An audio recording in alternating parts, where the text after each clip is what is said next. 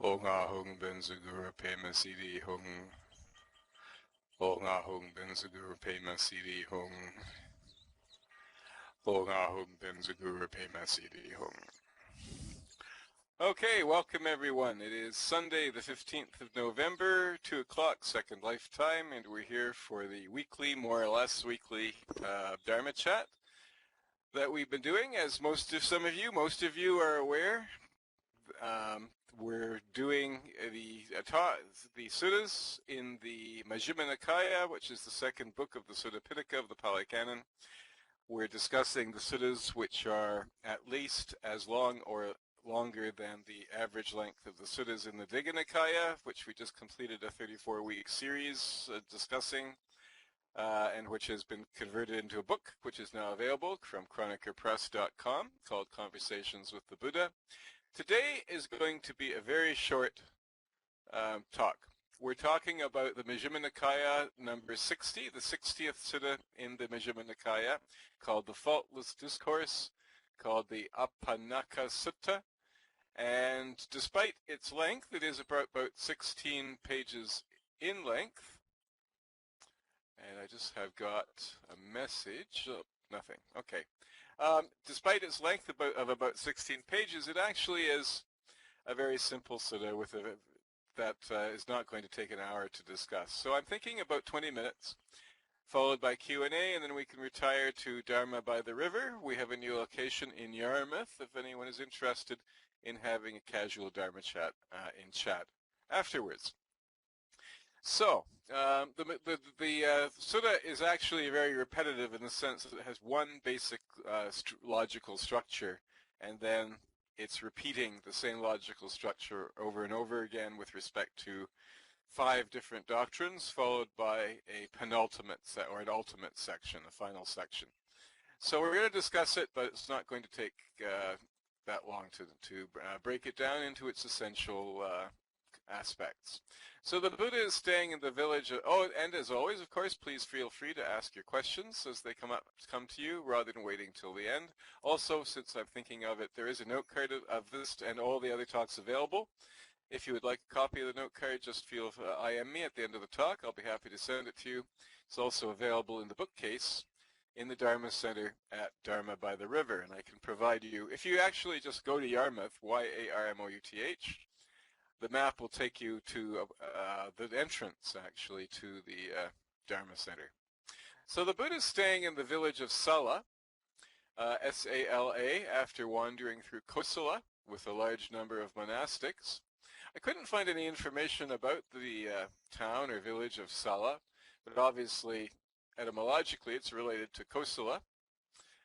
Beyond that, I have no information about it. Kosala was a monarchy whose king, and we know this, of course, from our Digha Nikaya talks. Kosala was a monarchy whose king, Pasenadi, was a follower of the Buddha. Pasenadi was dethroned by his minister, who placed Pasenadi's son on the throne while Pasenadi was visiting the Buddha, as it happens, and Pasenadi subsequently died of exposure. Soon after, Kosala was annexed by the Magadha kingdom. So that is what we know about Kosala from our Digha Nikaya talks. And the Buddha himself was sometimes referred to as a Kosalan because Kosala controlled the Buddha's home territory of Shakya, which is a small republic under the political domination of Kosala.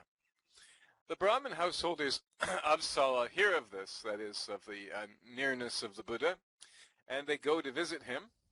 Sala was located at the entrance to a forest, and this is a famous story, or somewhat famous story, where many different recluses and Brahmins would stay. So it was something of a hub of activity, sort of a countercultural center, if you will, a hub of activity for all sorts of different sects with different views who are going into and coming out of the forest. Rather like California is today, for example, a place where all these different sects and ideologies would converge. And of course, as happens when you get different sects and ideologies together, they're all disputing with each other as to whose view is best. So the people of Sala, being exposed to all these different philosophies and ideologies, really didn't didn't have a tradition of their own. It was what we would call cosmopolitan. Thus, the Buddha asks whether the householders recognize any particular teacher based on rational inquiry. And as we know from previous talks, the Buddha did believe that spiritual philosophy was able to be approached rationally, and one of the distinctive characteristics of Buddhism. The householders reply that they have not found such a teacher.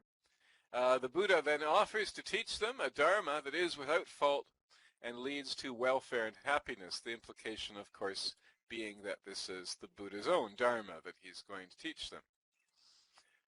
Many Westerners think of ancient India in rather fanciful terms, but the Buddha's statement, and indeed the whole Pali Canon, shows us that ancient India was not only spiritual. At least some people, and I would be inclined to say many people, it's difficult to quantify, of course, but at least it was enough people to justify a significant amount of time being spent discussing them. So a significant number of people denied the value of merit, karmic consequences, rebirth, filial duty, spiritual beings, and spiritual realizations. You'll recall, of course, this is the late Vedic period, the end of the late Vedic period when the Vedic tradition was pretty much in a shambles. People were demoralized, society was violent and chaotic, and there's a great deal of demoralization and doubt. This is the sort of rationalist nihilism that pervades much modern thinking. Perhaps this is one of the reasons why Buddhism is undergoing something of a, I was going to say revival, but can't speak of a revival in the West because it's never had a presence in the West, but it's undergoing something of a, again, I can't say resurgence or rebirth either. It's undergoing a period of expansion in the West. The nihilist view is opposed by its opposite, which the Buddha identifies with the Dharma.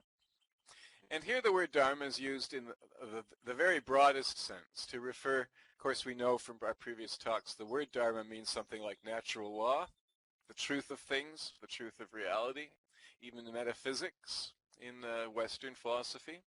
So Dharma is used in this here in the broad sense to refer to all of those who maintain what we might call spiritual worldview.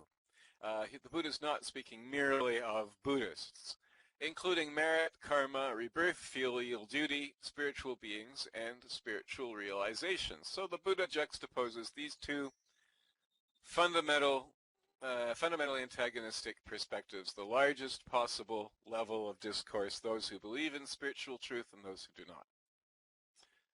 Presumably the latter being falling into some sort of materialism, philosophy of materialism. The Buddha objects that nihilists will tend to act in unethical ways because they have no reason not to do so. They don't believe in anything. For this reason, he accuses nihilism of fostering corruption, and thus nihilism presents a problem that must be solved, and hence the Buddha is discussing it. Not only here, but he's had comparable discussions in other suttas as well. The Buddha's ingenious solution is to consider the consequences of accepting one view or the other in terms of whether what each asserts is true or false. A somewhat novel way of looking at it. So purely, I would also point out, a purely skeptical way of looking at it. So he actually, as always, he's seeking common ground. He's looking at both perspectives. He's saying, let's look at this rationally, which is to say skeptically, and see how we can address this divide. If there is no rebirth, then the nihilist is safe from suffering in terms of a non-existent afterlife, but is reviled in this world as a dishonorable person. And if there is rebirth, then he goes to hell. I'm simplifying this sort of somewhat, but not really oversimplifying. Whereas if there is no rebirth, the Dharma practitioner is respected in life as an honorable person and still is safe in terms of suffering after death because there is no rebirth. But if there is rebirth, then he goes to heaven. Comparing the choice of which to believe in and presenting it simply as an arbitrary choice, How does one look at it? One looks at it from the perspective of self-interest. So the Buddha compares it to the arbitrary throws of a game of chance, and says that the nihilist has made two unlucky throws, in that he suffers in this life and in the next, if the doctrine of rebirth is true. One can taste the irony in the Buddha's application of the phrase good person to the nihilist as he explains the moral consequences of this choice of worldview. Similarly, the Dharma practitioner has made two good throws, in that he is immune from suffering both in this life and in the next. And of course, if there is no next life, then he is still benefited in this life. In this way, the Buddha asserts that Dharma is the incontrovertible or faultless teaching. And thus he demonstrates that the spiritual path, if you like, the spiritual choice, is the superior choice, purely from the skeptical perspective of non-interest, purely from a dispassionate, non-believing, even materialistic perspective. In Digha Nikaya 1, of course, those of you who attended that series of talks will recall, the Buddha refuted the 62 kinds of wrong view. Similarly, in this sutta, he summarizes and refutes 5 wrong views, much along the same lines as we've just discussed. And I'm going to discuss, or I'm going to identify the 5 wrong views, but I'm not going to repeat the argument every time. He basically just repeats the argument which I just made every time with respect to each subsequent view. These doctrines bear many similarities to the 6 samana philosophies. The samanas, of course, the counterculture renunciates who were wandering around in the forests of the 5th century BC, of whom the Buddha was one, and who are identified, the 6 main philosophies. I think it's 6, 1, 2, 3, 4, 5, yep. The 6 main philosophies are on the board behind me for you to look at.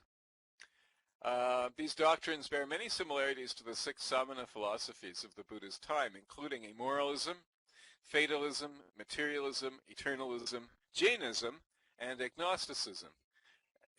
And of course, the Buddhism is a 7th. Buddhism itself is a samana philosophy as well.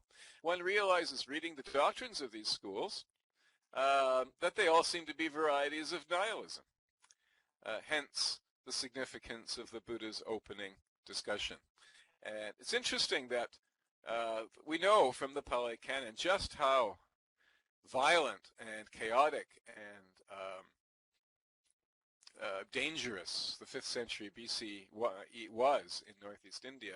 So it's interesting that all of the philosophy, all of the quote-unquote, I guess I shouldn't call them spiritual philosophies, but the alternative philosophies of the samanas, which developed in antagonism to the established Vedic tradition, are all nihilistic, except, of course, for Buddhism, which demonstrates just how disorganized and pain-filled, I guess, that the society was at that time, as we know from the descriptions elsewhere in the Pali Canon that it was. The Buddha summarizes 5 doctrines of wrong view, to which he applies the same sort of analysis as we've just discussed. So these are really all variations of the broad brush of nihilism with which we've already identified these philosophies. The first one, which is the nihilist ideology proper that we've just discussed, is based on the premise that there is nothing given, nothing offered, nothing sacrificed, no fruit or result of good or bad actions, no this world, no other world, no mother, no father, no beings who are reborn spontaneously, no good and virtuous recluses and Brahmins in the world who have themselves realized by direct knowledge and declare this world and the other world. So that's the premise of nihilism. The second doctrine of wrong view is when one makes when one acts or makes another act, when one mutilates or when one acts or makes others act, when one mutilates or makes others mutilate, when one tortures or makes others inflict torture. And just think about what sort of society would even discuss spirituality using such language. When one inflicts sorrow or makes others inflict sorrow, when one oppresses or makes others inflict oppression, when one intimidates, yes, ours, that's right, just May, ours. When one inflicts sorrow or makes others inflict sorrow, when one oppresses or makes others inflict oppression, when one intimidates or makes others inflict intimidation, when one kills living beings or takes what is not given, when one breaks into houses, plunders wealth, commits burglary, ambushes highways, seduces another's wife, utters falsehood, no evil is done by that doer. This is called by Walsh the Doctrine of Non Doing. And after I identify these doctrines, I am going to discuss them a little bit. The third one, there is no cause or condition for the defilement of beings. Beings are defiled without cause or condition. There is no cause or condition for the purification of beings. Beings are purified without cause or condition. There is no power, no energy, no manly strength. Interesting phrase, we're going to discuss it. No manly endurance. All beings, all living things, all creatures, all souls are without mastery, power, and energy. Molded by destiny, circumstance, and nature, they experience pleasure and pain in the 6 classes. This is called by Walsh the doctrine of non-causality. Then the fourth is simply that there are definitely no immaterial realms. And fifth, there is definitely no cessation of being. So now going back through these, the doctrine that, quote, if with a razor-rimmed wheel one were to make the living beings on this earth into one mass of flesh, into one heap of flesh, because of this there would be no evil and no outcome of evil. This doctrine is that of Apannaka, which you'll see at the top of the list on the board behind me, who we also encountered in our discussion in Digha Nikaya 2. Purana taught a theory of non-action in which there are no soul, no merit, no demerit. The core of Purana's doctrine is that he denied the law of karma. Purana, who claimed to be omniscient, eventually drowned himself. Presumably Purana's actual ethic consisted of doing nothing, hence the name. The doctrine that suffering is inherent, the doctrine that suffering is inherent, is the philosophy of the Ajivikas, founded by Macaulay Gosala. Again, about a contemporary of the Buddha, the Ajivikas believed in predestination so that no one can do anything to alleviate suffering, and you'll find that in the second row on the board behind my left shoulders. So you can see these doctrines bear a resemblance to the doctrines of the Samanas. The reference to manly strength is interesting, as I pointed out. I've mentioned before that the Buddha's energy, the word is virya, and often simply appears in the texts as a reference to energy, but literally it means masculine energy, and it's related to the etymological root of the referring to the male gender as well as the word virtue. In Latin it's vir, manliness is virtue. This is also the energy by which the Buddha was able to defer his death for 3 months. So this is a psychic energy, a fact that, an iddhi, a fact which also does not come up, it's not clear often when it's referred to in the Pali Canon. Generally energy is referred to, I don't know the specific lists that it appears in, but generally it's referred to as a quality that one wants to develop in oneself in order to aspire to emancipation. And of course, the third to last limb of the Noble Eightfold Path is called right energy. So this is also the energy which we know from the Mahaparinibbana Sutta, that the energy that the Buddha could have tapped into in order to defer his death for 3 months, or did defer his death for 3 months, and could have tapped into to defer his death for another 20 years or so, had Ananda asked him to do so. This comes up in the Mahaparinibbana Sutta, as those of you may remember who attended the series of talks on the Digha Nikaya. And in the primordial philosophy, and it's quite broadly found doctrine, The male or psychic polarity is commonly identified with the spiritual principle, and the female with the somatic or material principle.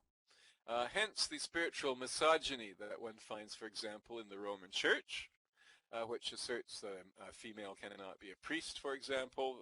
There's an actual theological reason for this. It isn't just an expression of misogyny. The spiritual principle itself is masculine, hence God himself is masculine in this particular view. And one also finds this in the Pali Canon, as those of you who have attended my talk on the status of women in ancient India and the Pali tradition know. Vicious and extensive attacks against women appear all through the Pali Canon. That talk is available on a note card in the bookcase at Dharma by the River in Yarmouth. If anyone's interested in reading it, didn't have a chance, I've presented it 2 or 3 times so far.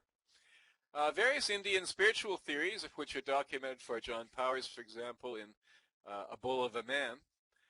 Various Indian spiritual theories concerning sexuality also underlie Indian misogyny, which one also finds, for example, well, obviously in contemporary Indian society, it's been in the news a great deal in the last few years. Also in the Kala Chakra, one finds it.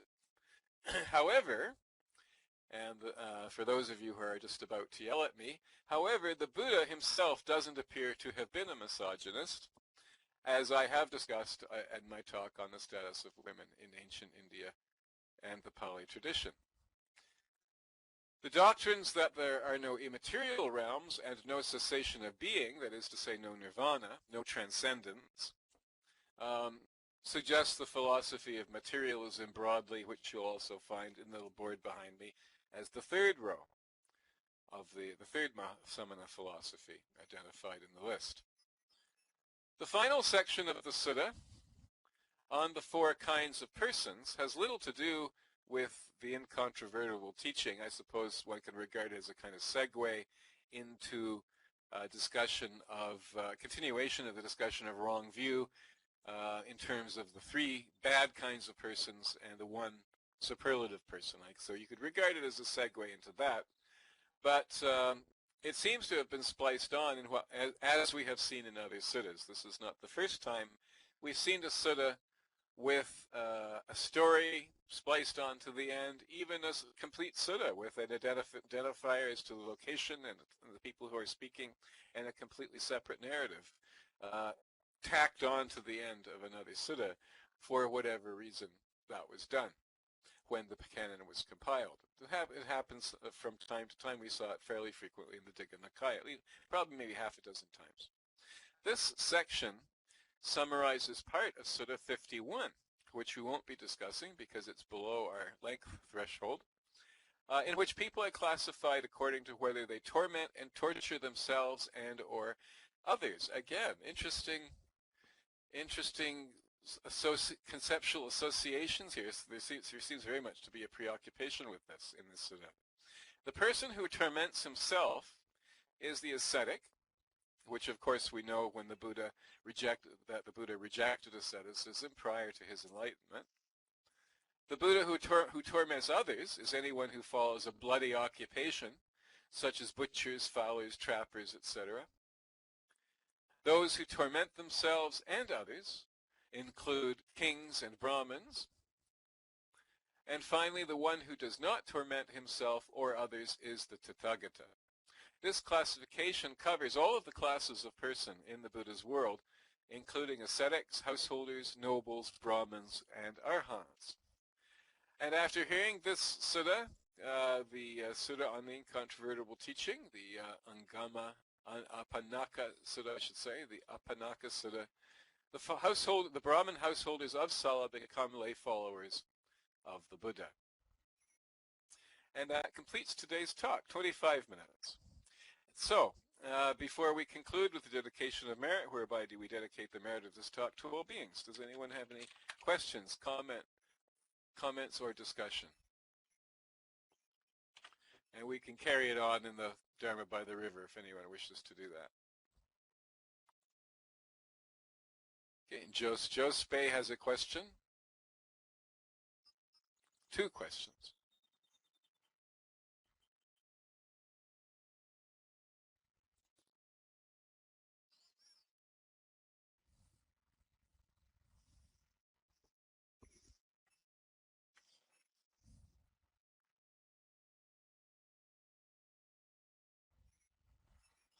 We're just waiting for Just. Up there it is. Just asks, although the Buddha was not a masculine energy believer, he could use the male energy. Was that because he was transdual?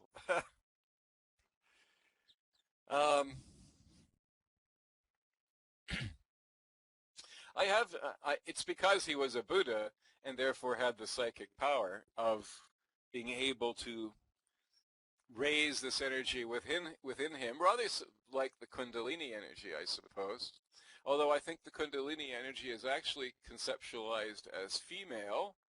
I'm not quite certain about that, so anyone who is familiar with Kundalini Yoga can correct me there.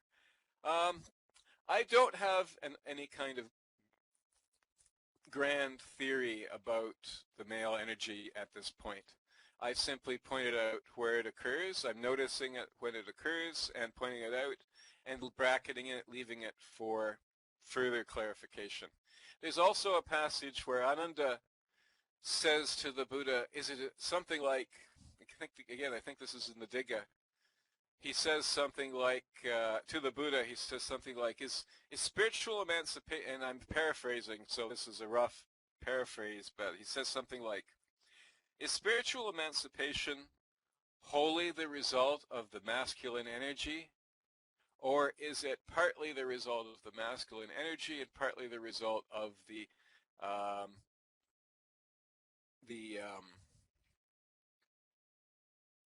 monastic community, the closeness or the interactivity of the monastic community, the camaraderie of the monastic community? And the Buddha says, no, Ananda, it's got nothing to do with the masculine energy. It's entirely to do with the camaraderie of the monastic community, which, of course, remember, is a male community. So again, is another form or expression of this concept of masculine energy. And the Greeks also had this concept that the male is the psychic, is the spiritual, and the female is the somatic, is the material.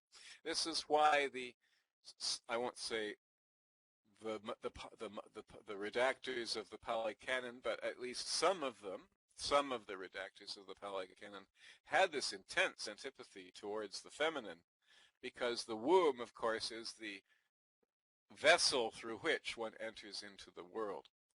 But as to how to resolve the apparent paradoxes of it appearing in one place and not appearing in another, or having one meaning in one place and a different meaning in another, which is sort of underlying what you're asking me, I don't really have an explanation of that at this point.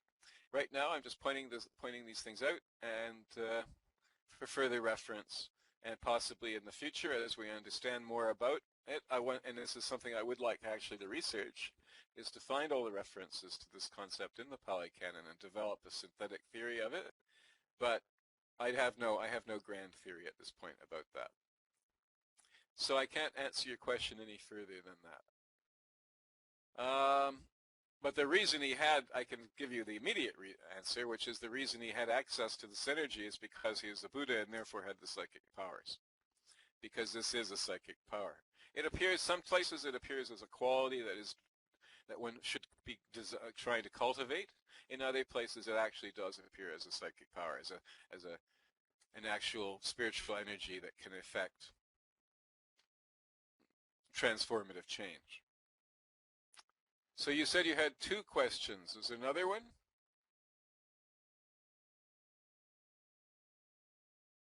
Jospe says, I felt this sutta more as based on right and wrong moral behavior. As such, it is very applicable today. Had a question somewhere about this, that, but forgot about how to ask. Okay, well, if it occurs to you, you can always bring it up again.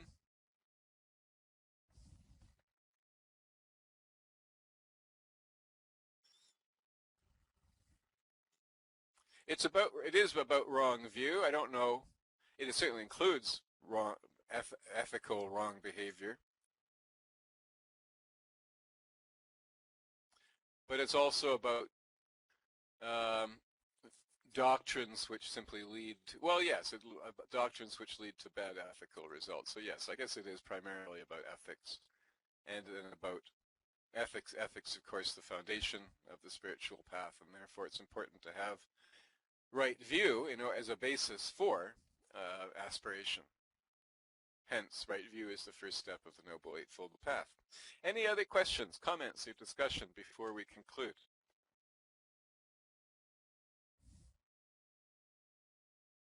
Next week we'll be doing 77, I believe, the 77th. I think we have 2 more to finish, and then I will be putting these talks at the end as an appendix, or a supplement rather, to my book. So I'm going to include the long Majjhima Nikaya talks as well, as a kind of supplement to the Digha Nikaya talks. And that's why we're discussing the long ones. To discuss all of them would probably take us 2 years to do, since there's so many in the Majjhima Nikaya.